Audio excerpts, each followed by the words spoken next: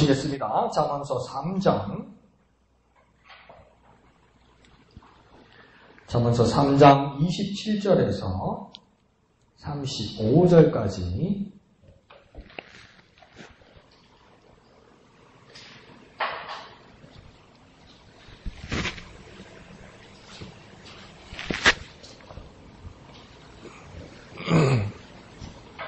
잠언서 3장 27절에서 35절 생명의 삶 8월 21분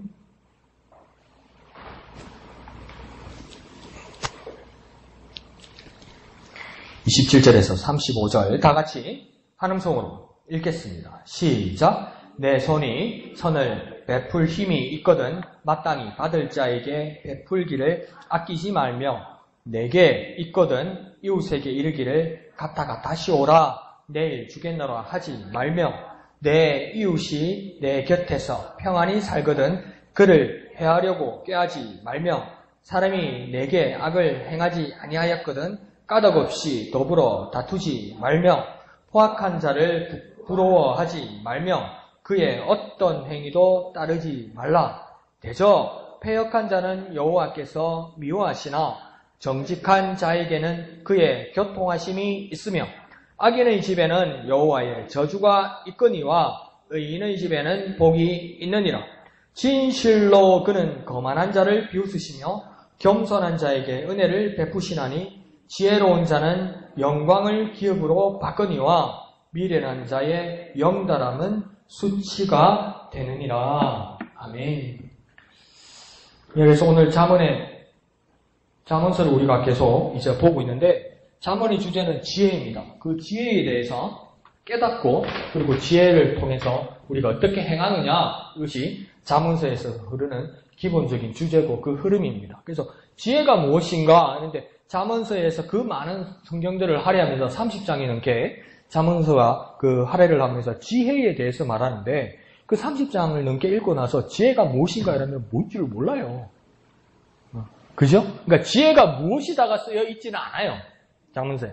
지혜가 어떤 모양을 가지고 있고 지혜가 누구에게 있고 지혜의 근본이 누구이고 뭐 이런 거는 있어요. 어떻게 지혜롭게 살아야 된다까지도 있어요. 그런데 지혜가 무엇인가를 이야기하다 보면 이 사람은 이렇게 말하고 저 사람은 저렇게 말하고 이 사람은 이렇게 말하는데 그게 다 일리는 있는 말이에요. 그런데 정말 딱 한마디로 지혜가 무엇이냐고 말할 때 말할 수 있는 것이 정확하게 나오지 않습니다. 그러니까 정확하게 나오지 않으니까 아무 소용이 없는 것이 아니라 아직 정확하게 모르기 때문에 우리는 여전히 이 말씀을 바라보고 하나님의 뜻을 구하면서 계속 살아가는 거죠. 하나를 알고 있고 완벽하게 알고 있다면 더 듣기 싫고 더 보기 싫고 그러다면 행하기도 싫고 그러면 그거하고는 관계가 멀어집니다. 뭔지를 모르고 알 듯한데 완벽하게 알지 못하니까 그것을 자꾸 알려고 노력하고 그것을 자꾸 찾아가다 보면 내 삶이 이렇게 변화해온 것을 보게 되는 거거든요. 그러게 지혜롭게 산 모습이 되는 거거든요. 그래서 지혜도 그런 모습을 보여주고 있는 겁니다. 근데 지혜 목사님 그래 말해놓고 오늘 시작하는 27절에 보면 지혜에 대해서 먼저 말하기 전에 뭐라고 이야기하냐면 베풀기에 대해서 말하고 있습니다. 아니 기본적인 주제가 지혜라고 그래놓고 27절의 시장은 베푸는 것이라고 말한다면 이 베푸는 것이 뭐라고 대입시킬 수 있냐면 베푸는 게 지혜라는 겁니다. 베푸는 걸 지혜롭게 해야 된다는 말도 되지만 베푸는 것 자체가 지혜라고 오늘 본문은 말할 수 있는 겁니다. 베풀기가 어떤 것입니까? 자선하는 것이고요. 구제하는 것이고요. 또 어떤 누구에게 급여를 주는 것, 어떤 오너의 입장에서는 그렇게 될 겁니다. 그런데 이 베푸는 일에 대해서 27절은 어떻게 하라고 말하냐면 아끼지 말라 이렇게 말합니다. 베푸는 것에 대해서는 아껴서는 안 된다고 이야기합니다. 그러니까 더 엄격하게 말하면 뭐냐면 자신의 것은 절약하고 아낄 수 있습니다. 자신의 것은 아끼고 절약할 수 있는데 남에게 베푸는 일에 대해서 아끼지 말라는 겁니다. 아끼는 삶은 여전히 필요해요. 그런데 그것은 나 자신에게 아끼고 절약하고 절제하고 남에게 베풀 때 아끼면 안 된다는 겁니다. 근데 이게 더 거꾸로 되어서 나에게는 후 하고 내한테 쓰려면 아주만 넘치게 쓰고 남한테 아끼면 어떻게 됩니까? 이거 악덕이 되는 거죠. 악덕. 거꾸로 되면 이게 큰일 나는 겁니다. 그러니까 베푸는 것 자체가 지혜라는 것을 어렴풋이 우리가 알게 되는 겁니다. 그런데 여기서 상반절에서 조건이 있습니다. 베푸는 것도 다 베푸는 것이 아니다. 이러면서 베푸는 것에 조건이 있습니다. 그 조건이 뭡니까? 선을 베풀 힘이 있거든 말입니다. 베풀 힘이 있거든 베풀으라고 이야기하는 겁니다. 그러니까 그러면 아유 목사님요. 이러니까 내가 마음이 편하잖아요. 목사님. 그러니까 곳간에서 인신난다는 말이 있잖아요. 내 코가 석자면 안 베풀어도 되는 것 아니에요. 예. 그렇게 생각할 수도 있는데 이 베푸는 것의 최우선이 뭔지 보십시오. 무엇을 베푼다고 이야기합니까? 선을 베푼다고 이야기합니다. 그러니까 가장 내가 베푸는데 구제하는데 자선하는데 누구에게 급여를 제공하는데 가장 중요한 기본적인 자세는 뭐냐면 선한 마음으로 베풀어야 된다는 겁니다. 아이씨 내 돈 나가는데 내가 지가 안 대주면 지가 앞으로 내한테 어떻게 갚을까? 이건 뭡니까? 아무리 돈으로 후하게 갚아도 나중에 어떻게 그 마음에 선을 베풀지 않는다는 겁니다. 마음이 없다는 겁니다. 그런 모습은 지혜롭지 못하다는 겁니다. 그러니까 물질로 돕고 어떤 환경으로 돕고 이거 정말 중요한데 그 안에서 가장 기본적으로 중심에 있어야 될 것이 뭐냐면 선을 베풀어야 된다는 겁니다. 마음으로 베풀어야 된다는 겁니다. 의도가 정말 중요하다는 겁니다. 의도요, 의도. 근데 의도는 많이 흐려질 수 있어요. 의도는 많이 흐려질 수 있어요. 부모님도 자녀들을 키우면서 뭐라 합니까? 내가 이 시간 공부하면 다음 달 시험에 몇 점 올라오면 엄마가 뭐 사줄게. 그 의도가 순수하지 못하는 겁니다, 그게요. 그 결과만 바라보니까 의도가 순수하지 못하는 거죠. 그런데 오늘 본문은 뭡니까? 선을 베풀 힘이 있거든. 이 말은 뭡니까? 마음이 선해야 된다고 이야기하는 겁니다. 이 지금요. 모든 구제나 모든 그 베푸는 것에서요. 그래서 베푸는 것에 가장 중요한 건 뭡니까? 선을 베푸는 겁니다. 선을 베푸는 거요. 한번 해볼까요? 선을 베푼다. 선을 베푼다. 예, 선한 마음과 선한 의도가 우리 중심에 있기를 부탁드립니다. 자, 그러면 이 선을 받을 자, 선을 베품을 받을 자가 누구라고 27절에 나와 있습니까? 누구라고 합니까? 마땅히 받을 자다. 이렇게 이야기합니다. 마땅히 받을 자면 이 선의 베품을 받는다고 이야기합니다. 그러면 마땅히 받을 자가 있다는 것은 뭔 말입니까? 자격이 있는 사람이 있다는 겁니다. 그러면 이 자격이 있는 사람이 있다는 건 누가 자격이 있는 걸까요? 선한 베품을 받을 수 있는 자격이 있는 사람 과연 누구일까요? 그러니까 우리가 자격이라고 말하면 우리가 일반적으로 말하는 자격이라고 말하면 뭡니까? 뭐가 구비되어 있고 뭐가 능력이 있고 이런 것들이 자격입니다. 그런데 자격이라는 것이 자격증을 딴다. 쉽게 말해서 자격증을 따려면 공부도 하고 지식도 하고 기술도 있어야 자격증을 주는 거 아닙니까? 아무나 줄 수 없는 거 아닙니까? 그런데 여기서 마땅히 베풀 자, 마땅히 베품을 받을 자가 자격이 있다는 말은 뭡니까? 무엇이 구비되었거나 능력이 있다고 말하면 이게 말이 안 되잖아요. 능력이 있고 자격이 있으면 누구한테 베품을 받을 필요가 없어요. 구제받을 필요가 없어요. 자선을 받을 필요가 없어요. 그러면 여기서 자격은 뭐냐면 그 받을 사람이 집중이 아닙니다요. 사실은요. 누가 받을 만한가를 누가 찾는 겁니까? 베풀 사람이 찾는 거예요. 누가 지금 절실하게 필요한가? 난 자격이 있으니까 내게 주세요. 이게 아니에요. 지금 필요한 셈이 내게 주세요가 아니고 베풀 사람이 선을 베풀 사람이 자선을 베풀 사람이 그 마땅히 받아야 할 사람 정말 절박한 사람 정말 간절한 사람 정말 열악한 사람에게 베풀어야만 한다는 겁니다. 그러니까 마땅히 받을 자라는 자격은 뭡니까? 대려 베푸는 사람 나의 자세와 나의 마음가짐이 더 중요하다는 겁니다. 그 조건을 갖춘 자 베품을 받을 길을 조건을 갖춘 자를 누가 찾는 겁니까? 저예요 저 주세요가 아니고 그것을 줄 사람이 찾는 것 그것을 말하는 겁니다. 그게 더 중요한 것입니다. 자, 그러면 27절의 말씀 보면 조금 애매한데 28절을 보면 조금 더 구체적으로 나타납니다. 자, 28절을 보면 27절의 앞에서 말했을 때 마땅히 받을 자가 누구인지 짐작이 됩니다. 28절을 보면요. 마땅히 받을 자가 누구입니까? 이웃이라고 나오는 겁니다. 28절에 보면 뭐라고 나와 있습니까? 내게 있거든 이웃에게 이르기래 이렇게 말하잖아요. 그러니까 27절에 마땅히 받을 자를 밑줄로 딱 꺼서 같이 화살표를 찍으면 어디입니까? 맞줄 뻗기를 하면 어디입니까? 이웃이란 말입니다. 그러니까 이웃이 왜 마땅히 받을 자가 되는 겁니까? 가까이서 도움이 필요한 자들이 마땅히 받을 자라는 겁니다. 그러니까 멀리서 찾을 것이 아니라 멀리 필요한 사람도 도와줘야죠. 그런데 마땅히 이웃이 마땅히 받을 자라고 하면 가까이에서 도움이 절박하게 필요한 사람들이 있는데 그 사람들을 무시하거나 외면하지 말라는 겁니다. 이게 가까이 있는 사람부터 먼저 도우라는 겁니다. 그리고 27절에 아끼지 말며 이렇게 돼 있잖아요. 27절 맨 끝에 그죠? 아끼지 말며가 구체적으로 행동 강령이 28절에 나옵니다. 28절에는 뭐가 나오는 겁니까? 내일 주겠나라고 하지 말며 이렇게 말합니다. 아끼지 않는 것은 어떻게 27절에서 아끼지 않는 것이 어떻게 28절에서 나오냐면 내일 주겠나라고 말하지 말며 이 말은 뭡니까? 미루지 말라는 겁니다.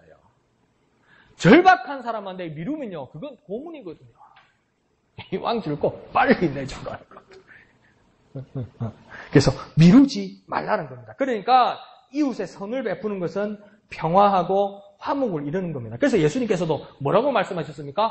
화평케 하는 자는 복이 있나니 뭐라고요? 저희가 하나님의 아들이라 일컬음을 받을 것이며 절박하고 어렵고 고난과 고통과 부족한 것들이 가득한 이웃들에게 그들이 마땅히 받을 자라고 하여서 그들에게 필요한 부분과 그들에게 부족한 부분을 미루지 않고 마땅히 필요한 자라고 해서 우리가 베풀 때에 그 필요함을 부족함을 체험을 받은 이웃들 마땅히 받을 자들의 상태가 어떻게 되겠습니까? 드디어 화평하고 드디어 화목하고 드디어 행복하게 된다는 거예요. 그러면 주님께서 산상수훈에서 말씀하신 것처럼 화평케 하는 자는 복이 있나니 그 자에게는 뭐라고요? 하나님의 아들이라 일컬음을 받을 것이요. 우리가 그리스도 예수로 말미암아 하나님의 아들과 하나님의 딸, 하나님의 자녀가 되었다면 우리는 마땅히 하나님의 아들, 하나님의 딸이라는 인정을 세상으로부터 받아야 되는데 사회로부터 받아야 되는데 우리 공동체로부터 하나님의 자녀라는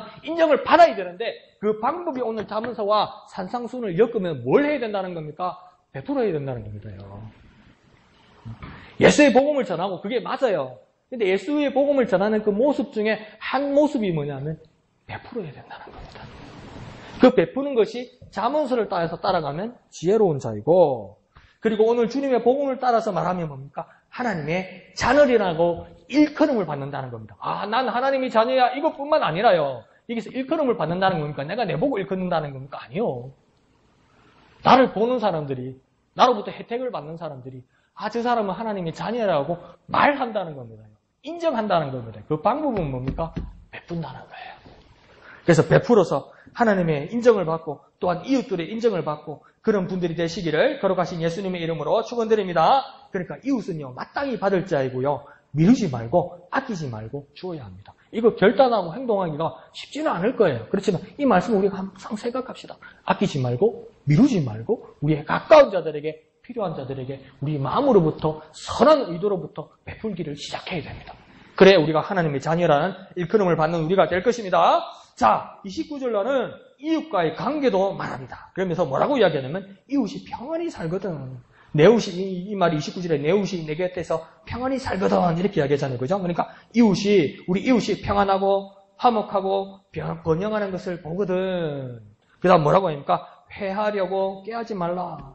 파괴하려고 못된 계획을 세우지 말라. 에이, 목사님 이런 사람이 있습니까? 그런데 가만히 생각해 보세요. 학교 다닐 때 그렇게 형편이 좋지도 않았고 그렇게 공부도 잘하는 친구도 아니었고 근데 그 친구들하고 관계도 좋지 않았는데 어느 날 나이가 들어서 딱 오니까 그냥 이끄번쩍하게 우리 동네로 와서 카프레이를 하시고 이렇게 와. 반갑습니까? 부럽습니까? 쉽게 말하면 둘 다지요. 처음에는 반갑죠. 처음엔 신기하죠. 근데 나중에 부럽게 되죠. 그런데 한번 생각해 보시죠. 남의 평안에 대해서, 남의 행복에 대해서요, 내가 권력이 없고요, 내가 힘이 없으면요, 처음에 나타나는 현상은 뭐냐면 부러움입니다. 부러움. 근데 시간이 지나면 어떻게 되냐면 그게 시기와 질투가 일어납니다요. 내 자신을 보면서 시기와 질투가 그 사람을 향해서 일어납니다. 그러다가 조금씩 권력과 힘을 가지게 되면 어떻게 되냐면 모함하고 제재를 가하게 됩니다. 내가요 지금 힘이 없고 내가 권력이 없어서 저 해코지 못하는 거예요. 내가 없으니까 그냥 부러움만 하고요.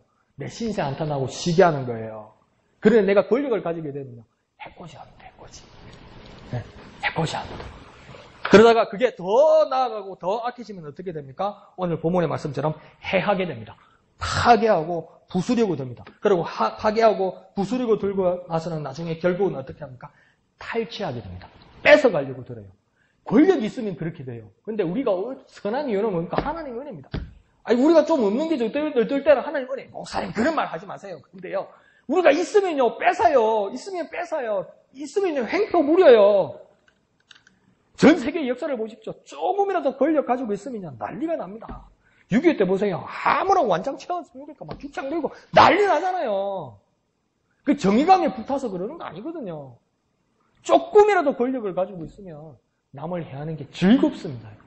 그게 사람의 모습입니다. 그런데요, 우리도 뭡니까? 우리 마음 가운데서 부러움이나 시기로 시작되면요, 그 징조가 보이기 시작하는 겁니다. 그러니까 남의 것이 갖고 싶으면 안 됩니다. 내가 가지고 싶고 성취하고 싶으면 남의 것을 빼앗는 것이 아니고 내가 노력해서 이루는 겁니다요. 성취하는 것이지 빼앗는 게 아닙니다요.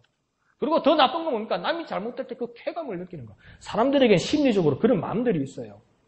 그래서 사람들이 잘 되면요, 아주 친한 사람들이 지나치게 잘 되면요, 이상하게 내가 주저하게 되고 머물게 되고 관계가 서서히 끊어지게 됩니다. 저 사람이 나를 버리는 게 아니고요, 약한 내가 그 관계와 멀리하고 소원해지게 돼요.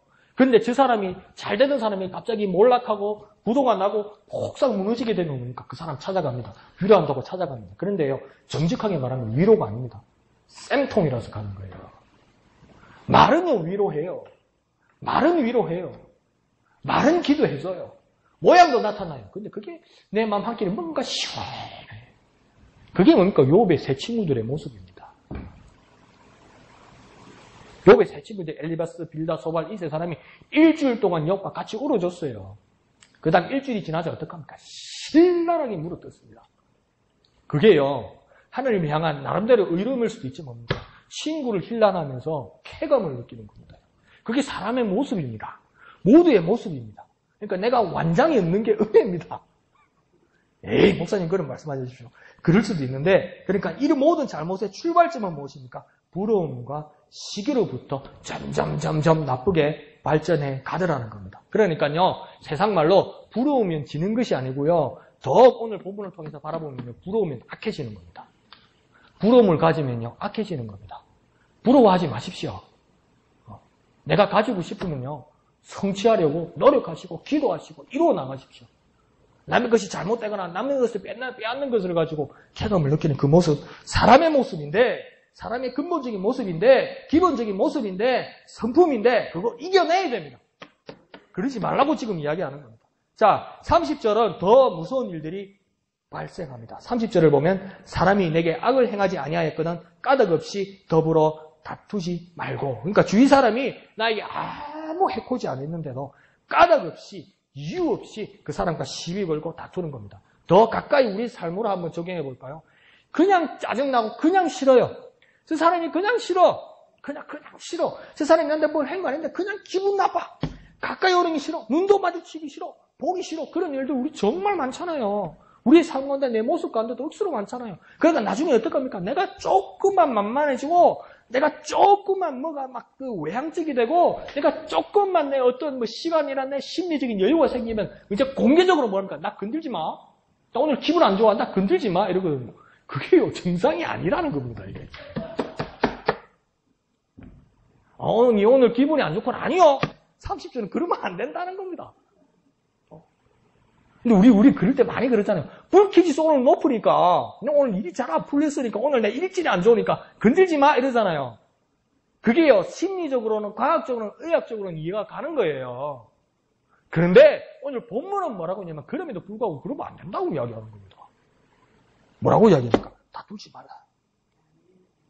왜 인상 쓰고, 왜 이상한 말하고, 왜 남에게 도발하느냐, 이렇게 물어보는 겁니다. 왜 그러느냐.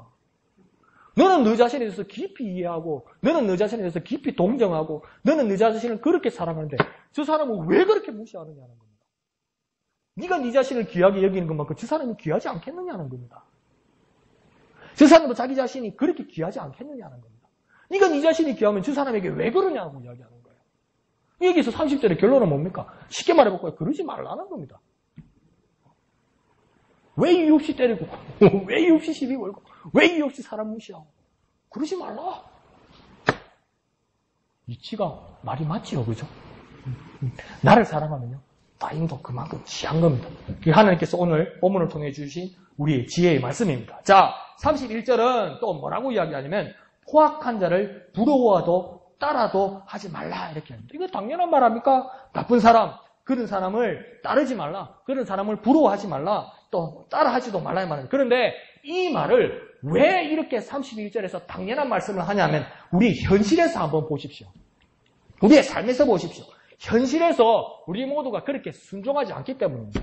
현실에서 우리가 포악한 사람이 있지 않습니까? 막 이루어내는 사람이 있지 않습니까? 군주같이 막 이끌어내는 사람이 있지 않습니까? 막 두드려 패고 막 윽박지르고 이래서 막 어떤 공동체를 이루어나고 이끌어가는 사람이 있지 않습니까? 성과를 이루어내면 멋있다고 이야기하지 않습니까? 그런데 지금 뭐라고 31절에 얘기합니까? 기본으로 다시 돌아가서 그런 자를 두려워하지 말라. 어떤 행위도 따르지 말라. 이렇게 얘기하는 겁니다.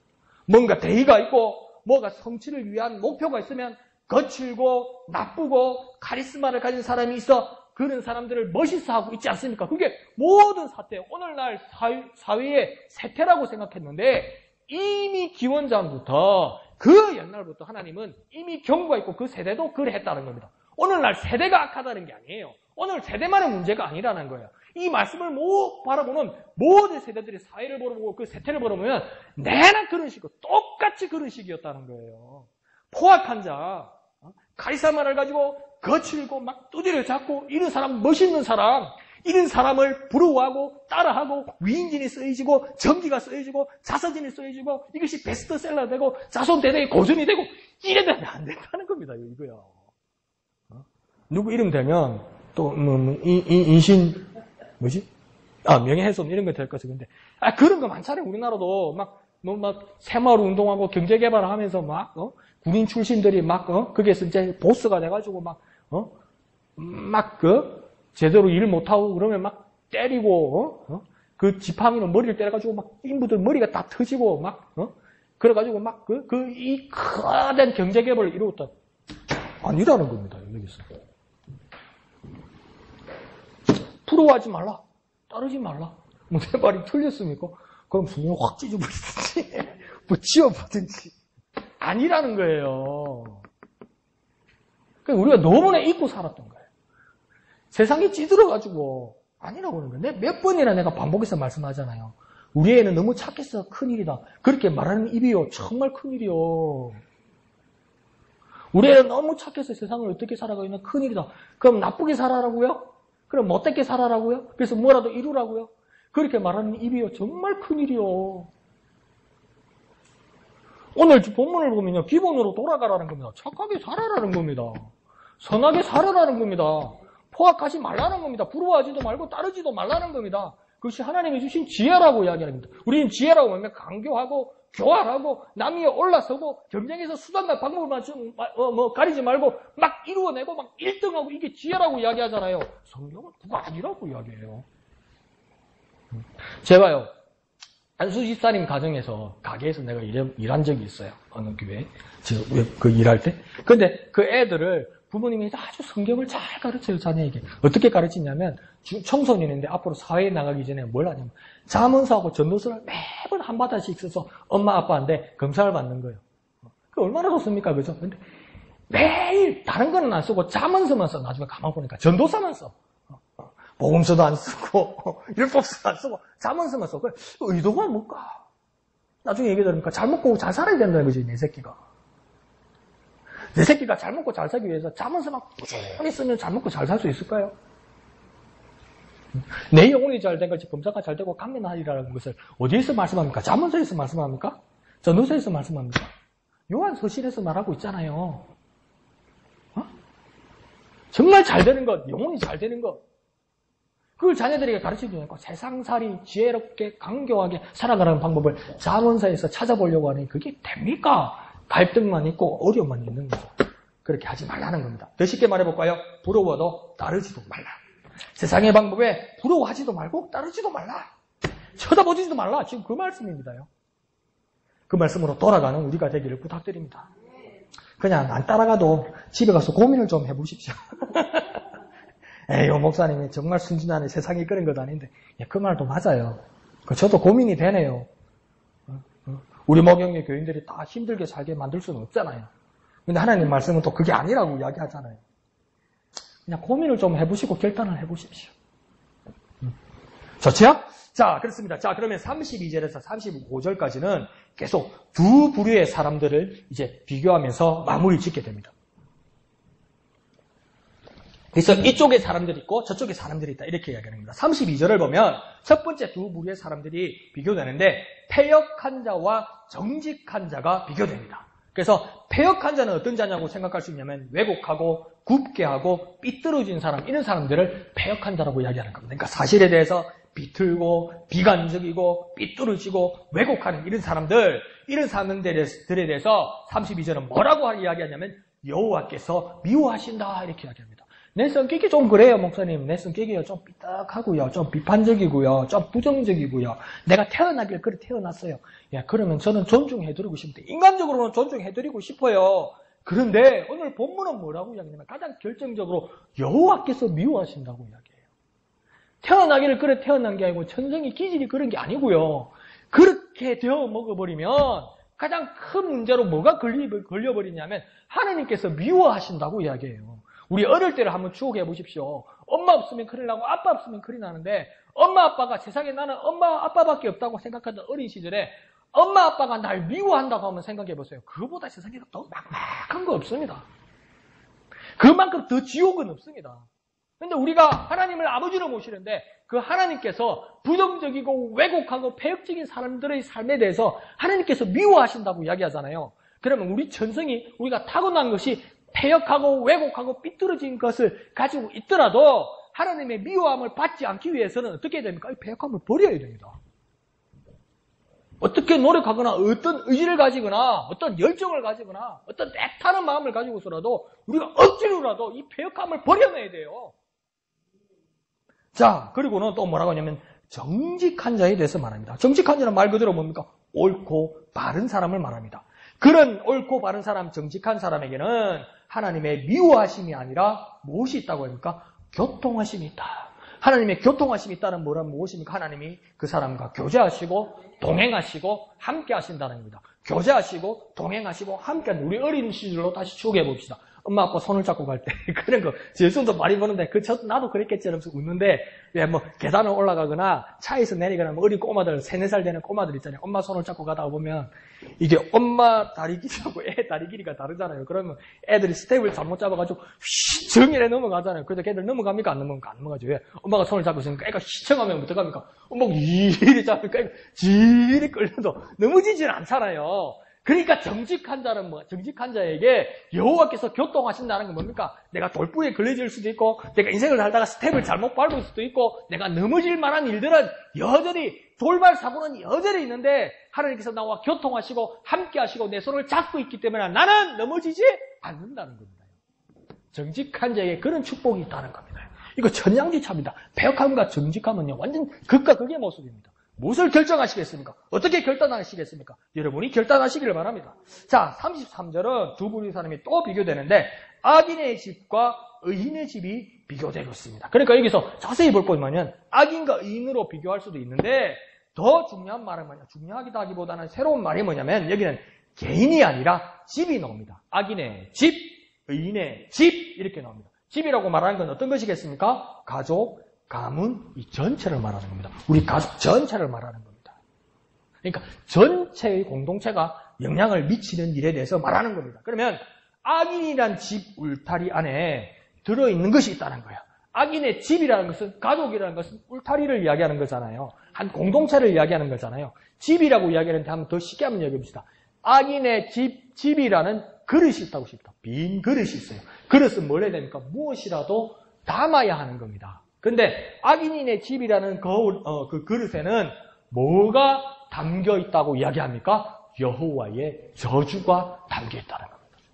어떤 집이든 무엇을 담아야 하는 그릇이 있는데 우리의 집, 우리의 공동체가 악인의 집, 악인의 그릇이 되면 거기는 무엇이 담겨버리냐면 여호와의 저주가 담겨버리고 만다는 겁니다. 그런데 반면에 의인이 사는 집이라면 의인이 사는 공동체 안에 들어가야 할 그릇이 있다는 겁니다. 거기도 그릇이 있다는 겁니다. 물 담아야 할 그릇이 있다는 겁니다. 의인의 집에 그릇이 있는데 그 의인의 집에 담겨지는 그릇은 뭐가 있다고 이야기합니까? 복이 들어가 있다고 이야기합니다. 자, 그러면 복은 무엇일까요? 복에 대해서 우리 아주 다양하게 말할 수 있습니다. 우리는 다양하게 말할 수 있습니다. 돈도 복이고요. 건강도 복이고요. 영혼의 축복도 복이고요. 다 복이에요. 복을 다양하게 말할 수 있습니다. 그러면요, 제가 여러분에게 한번 동의를 구해볼까요? 복이 무엇일까? 목사님, 물질적인 것 말고 영적인 것도 또 그런 식으로 우리 실망시키려고 그러죠. 이번엔 실망 안 시킬게요. 한번 생각해 봅시다. 복이랑 여기서 말하는 복이라는 것은 우리가 상상하는 것, 그 이상 모든 것을 포함하는 것을 한번 복이라고 생각해 봅시다. 그러니까 우리가 상상하는 것, 그 이상. 돈! 좋다, 돈!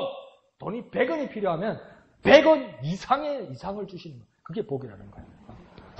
내가 다리가 아파. 내가 다리가 아파서 걷는 것 정도가 나는 복이라고 생각해. 근데 하나님 주시는 복은 걷는 것 정도가 아니라 뛰게 하신다는 거예요. 뛰게. 내가 하나님의 뜻을 알고 싶은데, 내가 예수 그리스도를 알고 싶은데, 내가 구원을 알고 싶은데, 구원이 예수 그리스도라는 것은 아는 정도가 아니라 하나님의 거룩하신 뜻과 나를 향하신 놀라운 소명과 사명을 깨닫는 그 이상을 깨닫는 거 뭡니까? 그게 복이라는 겁니다. 그러니까 여기서 말하는 복은 뭡니까? 내가 상상하고 기대하는 것, 그 이상의 모든 것을 복이라고 이야기한다는 거예요. 그러면 내 그릇에, 내 집에 뭐가 담겨야 되겠습니까? 복이 담겨야만 하는 겁니다. 그러면 누가 악인이고 누가 의인입니까? 다시 나한테 한번 질문해 볼까요? 나는 악인입니까? 나는 의인입니까? 되고 싶어요가 아니고 나 의인 되고 싶죠. 뭐 좋은 거 준다고 한번 했는데 근데 내가 악인의 모습을 가지고 있습니까? 내가 의인의 모습을 가지고 있습니까? 내가 의인의 모습을 가지고 있는 사람이라면 또 한 번 집에 가서 크게 써서 지금 적어놓고 집에 가서 한번 고민해 보십시오. 석자를 한번 써보십시오. 그런데 내가 의인이라고 믿는다면 그 밑에다가 써서 묵상하고 한번 고민하고 기도해 보십시오. 그런데 좋습니다. 그래서 어찌하였든 간에 주님께서 주시는 은혜로 의인의 삶을 살고 여호와의 복을 누리는 저와 여러분 되시기를 부탁드립니다. 자, 34절은 또 두 부류의 사람이 비교되는데 거만한 자와 겸손한 자를 비교합니다. 그래서 거만하다는 뜻은 뭐냐면 흉내내고 비하하고 비웃는 이들을 거만한 자라고 이야기하는 겁니다. 그 거만한 자에 대해서 하나님이 어떻게 하신다고 이야기합니까? 비웃으신다. 그러니까 거만한 자가 어떤 자라고 했냐면 흉내내고 비하하고 비웃는 자라고 얘기했잖아요. 그 비웃는 자들에게 여호와 하나님께서 뭐 한다고 이야기합니까? 비웃는다는 겁니다. 그러니까 하나님 조롱하고 놀리는 정도가 아니라 막 자기가 대단하고 막 비웃고 막 풍자하고 막 베베 꼬고 막 이러면서 모든 것을 알고 있는 것처럼 그런다는 거니까 하나님을 딱 보니까 아이고 참 기가 차서 하나님이 헛웃음이 나온다는 거예요. 헛웃음이. 전에도 한번 말씀드렸는지 모르겠는데 몰래 카메라를 하는 어떤 방송에서 이런 걸 한 거예요. 길을 가면서 이 사람이 미션이 있는 거예요. 길을 가면서 모르는 사람 아무 사람한테 나는 남보다 이러면서 다다다다다다다다다다 이런 거예요. 그럼 이 사람이 어떤 반응이 나올까? 여러 재밌는 반응이 나오는데 한 가지 키즈가 나왔던 반응이 뭐냐면 나는 람보다 바바바바바바바바 이러니까 그 아저씨가 뭐라고? 나는 람보다 바바바바바 그러니까 그 아저씨 대답이 뭔지 압니까? 그래 니 람보 해라 그래. 그 람보란 말입니까? 람보가 아니고 기가 찬다는 거예요. 그러니까 하나님도 뭡니까? 비웃는 자들 여기서 바라보니까 하나님 기가 막혀서 헛웃음이 나온다는 겁니다. 교만하고 거만하여서 모든 이치를 알고 있는 것처럼 사람들을 비웃고 깨달은 것처럼 조롱하는 이 모든 자들에 대해서 하나님께서 비웃으신다. 근데 이 거만이 왜 이렇게 문제가 될까요? 대부분요.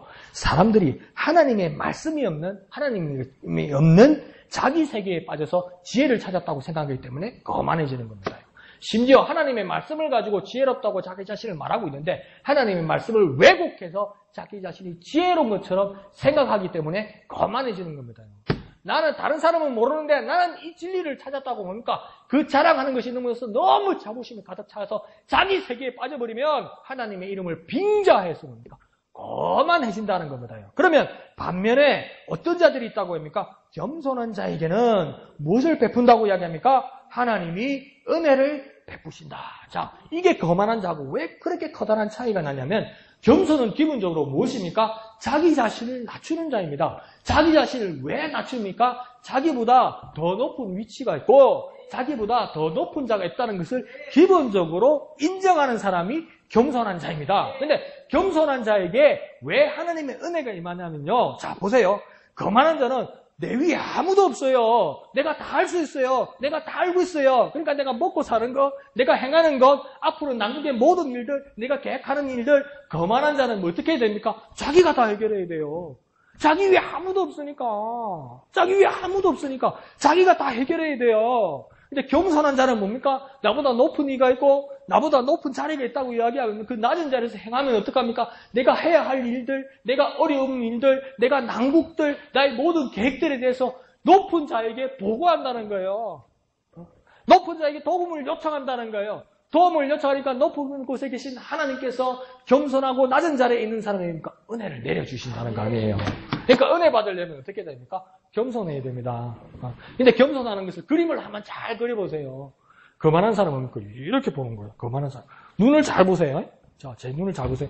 거만한 사람은 다 내려다보는 거예요. 자기 위에 아무도 없는 건데 겸손한 사람은 어떻게 합니까? 올려다보는 거죠. 요 차이입니다. 올려다보는 겸손한 사람들에게는 뭡니까? 하나님의 은혜가 임한다는 겁니다. 그 하나님 은혜를 받는 저와 여러분 되시길 부탁드립니다. 자, 35절에는 마지막으로 지혜로운 자와 미련한 자를 비교하고 있습니다. 그런데 지혜로운 자에게는 하나님께서 기업을 주신다고 이야기했어요. 그런데 이 기업이란 말이 뭐냐면 목사님 왜 성경에 기업이란 말이 나옵니까? 삼성입니까? LG입니까? 현대입니까? 네. 이건희 해적에게는 삼성이 기업이죠. 그죠? 구시 집안에서는 LG가 기업이죠. 그러면 우리에게 기업은 뭐냐는 거예요. 우리 기업은요, 목사님, 마트 하나만 있어도 기업이 되겠습니다. 많이도 안 말합니다. 그런 기업이 아니라, 자, 그러면 우리에게 기업은 뭐냐면, 모든 사람들에게 해당되는 기업은 뭐냐면, 유산과 터전을 말하는 겁니다. 삶의 기반을 이야기하는 거예요. 삶의 기반이요. 아무리 천하의 이건희 회장이라도, 삼성이 없으면요, 이건희 회장은 없는 겁니다요. 그처럼, 우리도 나 강우경, 나 지점이, 나 이양덕이 있으려면요, 나를 지지하는 어떤 기반이 있어야 된다는 겁니다. 기반이요, 터전요. 나가 있게 하는 그 기반, 터전요. 그 터전이 있는데 그 터전이, 그 기업이 뭐라고 이야기합니까? 영광이라고 이야기하는 겁니다. 지금요. 그런데 그러면 이 영광이 무엇일까요? 기본적으로 말하면 성스러운 빛을 말하는 것이겠죠. 근데 이 성스러운 빛은 뭘까요? 우리가 하나님 앞에 영광 돌린다고 그 영광, 하나님의 영광을 바라본다고 이야기하는데 그 영광을 구체적으로 뭐라고 물어보면 우리가 다 대답할 수가 없어요. 왜 영광에 대해서 우리가 다 대답할 수 없고 왜 영광에 대해서 구체적으로 말할 수 없습니까? 영광은 세상의 말과 사람의 말로 채울 수 있는 말이 아니기 때문입니다. 그러니까 객관적으로 표현할 수도 없는 말이고요. 과학적으로 표현할 수도 없는 말이고요. 더 엄하게 말하면 주관적으로 정의할 수도 없는 말이고요. 영광이란 말은 뭐냐면 하나님으로부터 오는 절대적인 뜻이라는 거예요. 하나님만 정확하게 알 수 있는 절대적인 말씀이라는 겁니다.